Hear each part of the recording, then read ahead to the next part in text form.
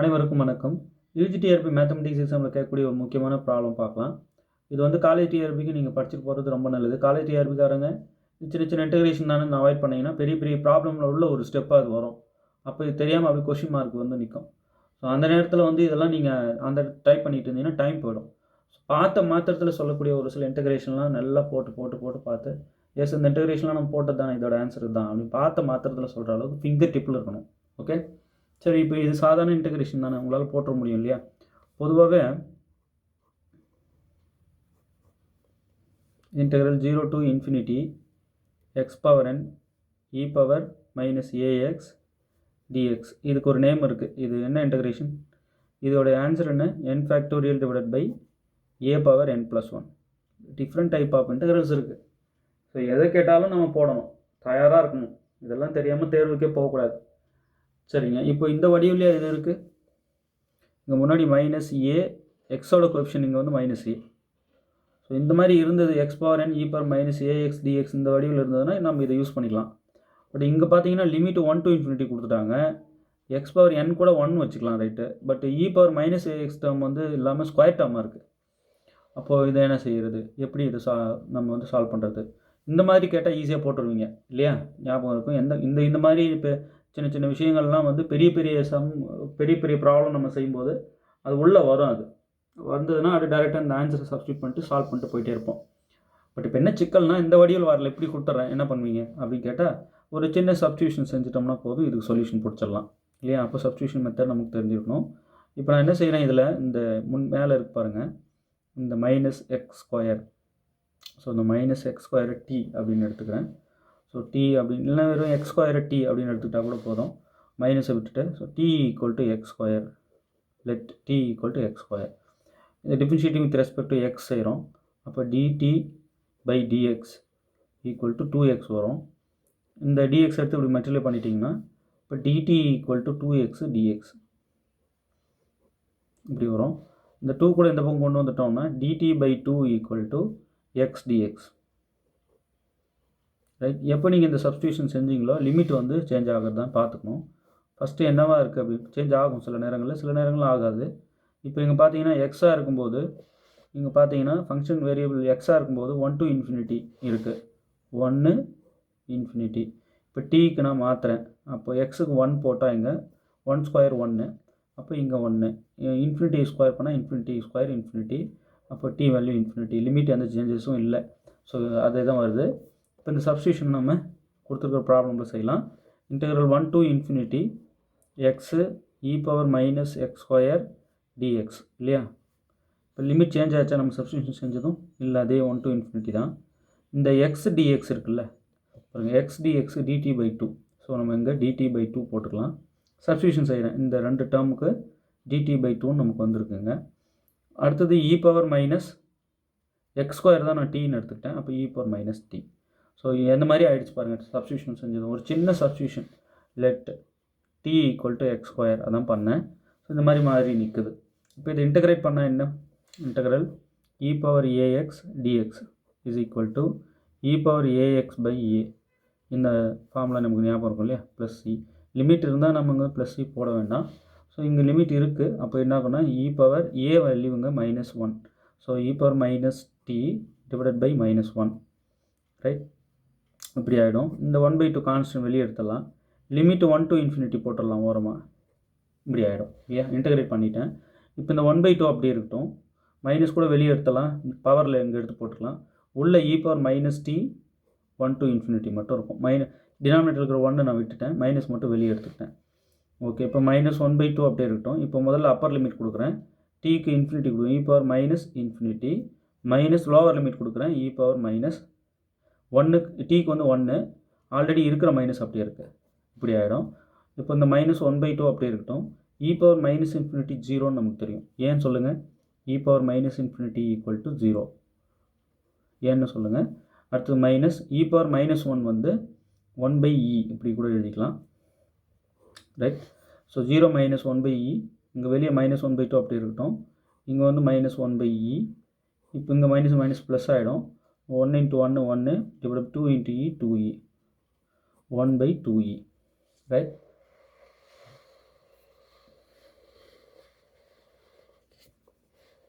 இந்த 4 ஆப்ஷனில் எது? Option C. இப்போ இது எதுக்கு சார் எனக்கு சொல்லி கொடுத்தீங்க? எஸ், இது மனப்பாடமாக இந்த இன்டெக்ரல் வந்து 1/2 integral 1 to infinity x e power minus x square dx equal to 1/2 பார்த்த மாத்திரத்தில் சொல்லணும். ஒருவேளை உங்களால் பார்த்த மாத்திரத்தில் சொல்ல முடியல, ஏன் சார் சொல்லணும்? ஒரு பெரிய ப்ராப்ளம் சால்வ் பண்ணிகிட்டே வரோம்னா உள்ள இந்த மாதிரி ஒரு சின்ன இன்டெக்ரல் வேல்யூ தேவைப்படும். அந்த நேரத்தில் இதை போய் ட்ரை பண்ணிக்கலாமே. இதுக்கு ஆன்சர் தெரியும், 1/2 அப்படியே போடலாம். அதுக்காக பெரிய பெரிய ப்ராப்ளம் எல்லாம் கேட்பாங்களா? கண்டிப்பாக கேட்பாங்க. ஏன் இதையே கேட்கலாமே. இதுவும் நம்ம பார்த்து மாத்திரத்தில் சொல்கிறோமா இல்லை போட்டு சொல்கிறோமான்றது ரொம்ப முக்கியம். இப்போ போட்டு சொல்லணுன்ற நிலைமை வந்தால் ஒரு சின்ன சப்ஸ்டியூஷன் செய்ய வேண்டியதாக இருக்குது. இந்த வடிவம் வந்தால் பார்த்ததும் கண்டுபிடிச்சிருவீங்க, இந்த ஃபார்முலா போட்டு நீங்கள் ஆன்சர் சொல்லிடலாம். இப்படி வந்தால் என்ன செய்கிறதுன்னு சப்ஸ்டியூஷன் செஞ்சுருக்கேன், லிமிட் சேஞ்ச் ஆகுதான்னு பார்த்துருக்கேன், கொண்டு வந்து எல்லாத்தையும் புட் பண்ணுறேன், அப்படியே இன்டெகிரேட் பண்ணிகிட்டே வரேன், சிம்பிளி பண்ணிகிட்டே வரேன், இந்த ஆன்சர் வருது. ஸோ 1/2e தான் இதுக்கு கரெக்ட் ஆன்சர். இப்போ ஒரு சில இன்டெகிரேஷன் நான் உங்களுக்கு தரேன், இதில் எது போட முடியலையோ எனக்கு கமெண்ட் பண்ணுங்கள், உங்களுக்கு நான் இது சால்வ் பண்ணி தரேன். இதோட ஆன்சர் என்னான்ட்டு கண்டுபிடிங்க. Integral 1 to infinity 1/x square dx answer என்ன? Integral 1 to infinity 1/x dx ஓட ஆன்சர் என்ன? Integral 0 to infinity e power minus x square dx ஓட ஆன்சர் என்ன? Integral 0 to infinity x e power minus x square dx ஓட answer என்ன? இப்போ நான் போட்ட ப்ராப்ளம் 1 to infinity போட்டேன், இங்கே 0 to infinity கேட்டிருக்காங்க. ஸோ இதுக்கு வேறு ஆன்சர் வரும். லிமிட் சேஞ்ச் ஆகிருக்கு இல்லையா, ஒரு கொஞ்சம் எக்ஸ்டெண்ட் ஆகிருக்கு பாருங்கள் டொமைன், ரைட்? எப்பயுமே உள்ள ஒரு ஃபங்க்ஷன் இருக்குன்னா அந்த ஃபங்க்ஷன் வேரி ஆகிற டொமைன் தான் இந்த 1 to இந்த லிமிட்டில் இருக்கிற அந்த a to b. ஓகே, இப்போ 1/x இந்த இடத்துல 1/x டொமைன் என்னன்னா 1 to infinity, right? So closed interval 1, open interval infinity, இதுதான் இதோட டொமைன். இதுக்கும் 1 to infinity தான், இதுக்கு 0 to infinity. ஸோ இது உள்ளே இருக்கிற இந்த ஃபங்க்ஷனோட டொமைன், இந்த டொமைனில் தான் அந்த இன்டெகிரேஷன் நடக்குது. ஸோ அதான் அதுக்கு அர்த்தம். ஸோ உள்ளே இருக்கிற ஃபங்க்ஷனோடைய டொமைன் என்னென்னா இந்த 0 to infinity, closed interval 0, open interval infinity, right? அப்போது எப்பயுமே இன்டெகிரேஷன் நடக்குது அப்படின்னா உள்ளே இருக்கிற ஃபங்க்ஷனோட டொமைன் தான் இந்த லிமிட்டில், இந்த இன்டெகிரலில் இருக்கிற அந்த ரெண்டு லிமிட்டும், ரைட்? இது ஸ்டார்டிங் பாயிண்ட், இது எண்ட் பாயிண்ட் மாதிரி, ரைட்? இந்த இன்டர்வல் இந்த டொமைனில் தான் இந்த இன்டெகிரேஷனே நடக்குது இந்த ஃபங்க்ஷனுக்கு, ரைட்? ஸோ இன்டெகிரல் 0 to infinity-ல இந்த இன்டெகிரேஷன் நடக்குதுன்னா என்ன அர்த்தம்? இதுதான் டொமைன் உள்ளே இருக்கிற ஃபங்க்ஷனுக்கு, அதுதான் அர்த்தம், ரைட்? எனக்கு வந்து இன்டெகிரேஷன் பற்றி சொல்லுங்கள் அப்படின்னா, இன்டெகிரேஷன் வந்து இப்போ சப்போஸ் இந்த ஒரு ஃபங்க்ஷன் இருக்குது, அந்த ஃபங்க்ஷனோடைய எந்த லிமிட்டில் நடக்குதுன்னா a to bயில் அந்த ஃபங்க்ஷனை எடுத்துக்கிறேன், இப்படி இருக்குது.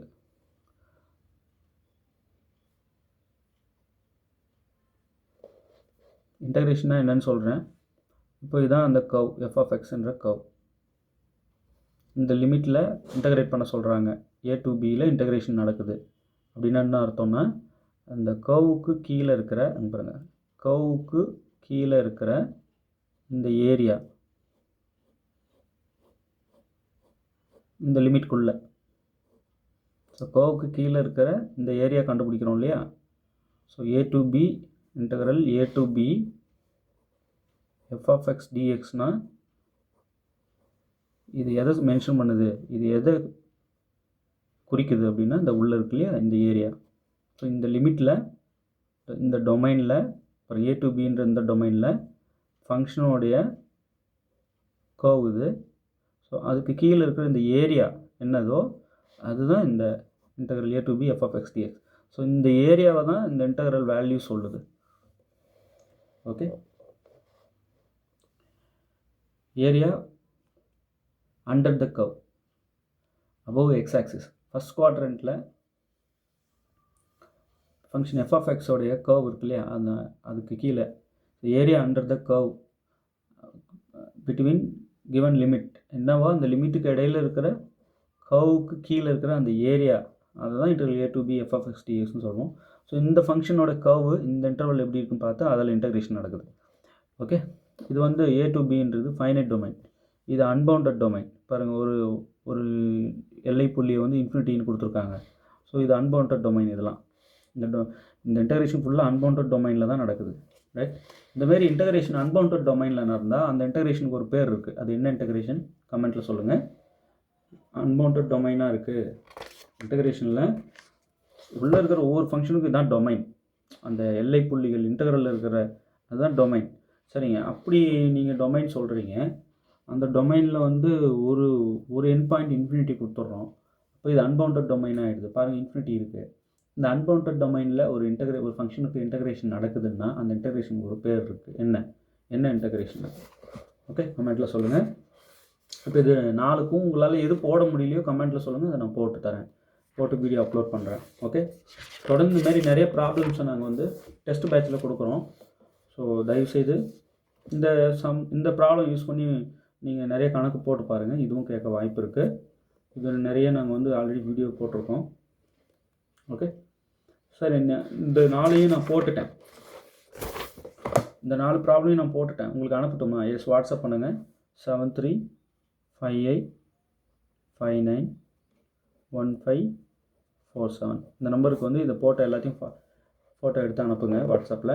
இப்போ இது என்னென்னா, இந்த ஒவ்வொன்றும் நான் போட்டேன், எனக்கு இது வரலை, இந்த ப்ராப்ளம்லாம் எனக்கு வரலை அப்படின்றது ஏதாவது சொன்னீங்கன்னா அதை நான் சால்வ் பண்ணி காட்டுறேன். ஓகே, தொடர்ந்து வாட்ச் பண்ணிகிட்டே வாங்க.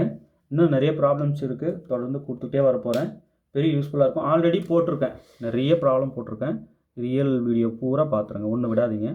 காம்ப்ளெக்ஸுக்கு போட்ட வீடியோ எல்லாத்தையும் பார்த்துருங்க. காம்ப்ளெக்ஸ் அனாலிசிஸ்க்குன்னு தனி வீடியோ இருக்கும்.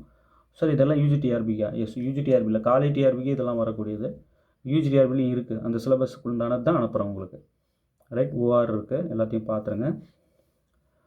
அப்புறம் ஓடிபிடி ஒன்று கூட விடாதீங்க போட்டது, அது தனியாக ப்ளேலிஸ்ட்டே இருக்குது. ஸோ இதெல்லாம் அனுப்பி வைக்கிறேன் உங்களுக்கு. வாட்ஸ்அப் பண்ணுங்கள். இந்த நம்பருக்கு நீங்கள் வாட்ஸ்அப் பண்ணிங்கன்னா இதெல்லாம் அனுப்பி வைக்கிறேன். மெயினாக இது 2 பாருங்கள். அப்புறம் 4 இயரு இதுக்கு தனியாக ப்ளேலிஸ்ட்டு போட்டு 4 இயருக்கு தனியாக ஒரு ப்ளேலிஸ்ட் போயிட்டுருக்கு. இதுக்கு நான் வீடியோ போட்டுகிட்டே வரேன். லேப்லாஸ் ட்ரான்ஸ்ஃபர்மேஷன்ஸ் ரிலேட்டட் ப்ராப்ளம்ஸும் தனியாக ப்ளேலிஸ்ட் போட்டு போயிட்டுருக்கு. ஸோ இதெல்லாம் அனுப்பி வைக்கிறோம். இந்த ரியல் காம்ப்ளெக்ஸ் கம்ப்ளீட்டாக பாருங்கள். ஓடிபிடி ஓஆர் எல்லாம் நல்லா பாருங்கள். ஸ்டாட் 1 ஸ்டாட் 2 வீடியோஸும் இருக்குது, அவைலபிளாக இருக்குது. ஸோ இந்த 2 வீடியோவும் ப்ளேலிஸ்ட் இருக்குது, எல்லாத்தையும் அனுப்பி. இப்போ இது மட்டும் ரெடியாக இருக்குது. இதெல்லாம் நீங்கள் வந்து நல்லா ப்ளே பண்ணி ரிப்பீட்டடாக பார்த்துட்டு இருந்தீங்கன்னா ஒரு பெரிய சப்போர்ட்டாக இருக்கும். ஓகே, ஸோ இதில் மறந்துடாதீங்க, ஃபங்க்ஷன் எஃப்எக்ஸோடைய டொமைன் தான் இந்த A to P. ஸோ இந்த டொமைனில் தான் ஃபங்க்ஷன் எஃப்ஓடைய இன்டகிரேஷன் நடக்குது. ஸோ இந்த டொமைனில் ஃபங்க்ஷனோட இன்டகிரேஷன் என்ன சார்னா, ஏரியான்றத அந்த given curve within the limit, இதுதான் அந்த இன்டகிரேஷன். ஸோ இன்டகிரேஷனை நான் தெரிஞ்சு படிக்கணும், அதனால் சொன்னதை நல்லா ப்ராக்டிஸ் பண்ணிக்கோங்க. தொடர்ந்து வாட்ச் பண்ணிகிட்டே வாங்க. நல்ல மேக்ஸ் கணித கருத்துக்கள் ஏற்கனவே வீடியோ போட்டோம், அதுவும் இருக்குது, புதுசாகவும் கொடுத்துட்டு வருவேன். பெரிய யூஸ்ஃபுல்லாக இருக்கும். ஓகே, தேர்வில் வெற்றி பெற வாழ்த்துக்கள். தேங்க்யூ.